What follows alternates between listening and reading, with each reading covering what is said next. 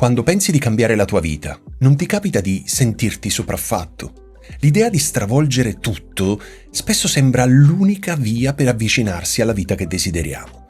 Ma sai una cosa? Non servono cambiamenti drastici né rivoluzioni. Bastano piccoli passi, piccole abitudini che, se praticate con costanza, trasformano davvero il nostro quotidiano. E sì, so bene che si sente parlare ovunque di successo immediato, ma la verità è che il vero successo è quello che si costruisce giorno dopo giorno. È come una maratona, è la costanza che ti porta avanti, non uno scatto veloce all'inizio. Se impari a coltivare le giuste abitudini, anche solo un po' alla volta, ti accorgerai di come tutto inizi a fluire meglio, di come il cambiamento diventa quasi naturale, quasi senza sforzo. Hai presente quei momenti in cui sei in attesa o magari ti senti come se stessi solo sprecando tempo? Magari sei in fila da qualche parte o aspetti un amico che è in ritardo. Bene, prova a portare con te un libro. Approfitta di quei momenti vuoti per leggere anche solo qualche pagina. Qualcuno diceva che basta un'ora al giorno di studio nel tuo campo per diventare un esperto in 3 anni. Anche se non è così, importa poco. Oggi abbiamo tantissime risorse, libri, podcast, video. La domanda non è se c'è abbastanza da imparare, ma piuttosto, stiamo davvero utilizzando queste risorse? Non smettiamo di imparare con la scuola o con l'università. Imparare è un percorso che dura tutta la vita. E ogni volta che leggi o impari qualcosa di nuovo, di fatto stai coltivando il tuo io migliore. Stai costruendo nuove connessioni e nuove idee.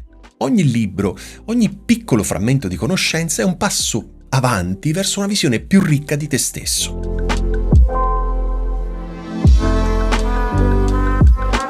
Quanto spesso ti fermi a dire grazie?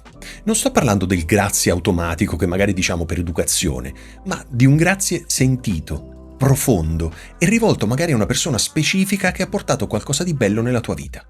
Prova a pensare a una persona che ti ha aiutato, che ti è stata vicino in un momento difficile o che ti fa sorridere. E ora immagina di dirle grazie, spiegandole esattamente perché sei grato. Scrivi il suo nome, scrivi cosa ha fatto per te.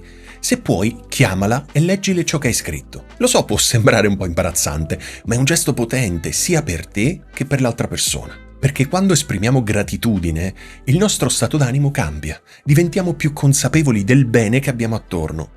E sai, la gratitudine è contagiosa. Spesso chi la riceve si sentirà ispirato a fare lo stesso con qualcun altro. Spesso ci troviamo a pianificare ogni minuto della nostra giornata, ma raramente ci fermiamo a chiederci cosa conta davvero per me.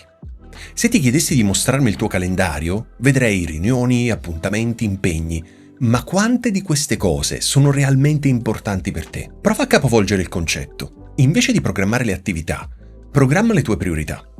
Prenditi un momento per riflettere, oggi, in questo momento, cosa renderebbe la tua giornata veramente produttiva e significativa? E se avessi solo un'ora, come la impiegheresti? Inizia con il risultato che desideri ottenere e costruisci il tuo tempo intorno a quello. Perché ogni scelta che fai ti porta più vicino o più lontano dai tuoi obiettivi. E sai, anche una sola ora dedicata a ciò che conta davvero per te può cambiare il tono di tutta la giornata.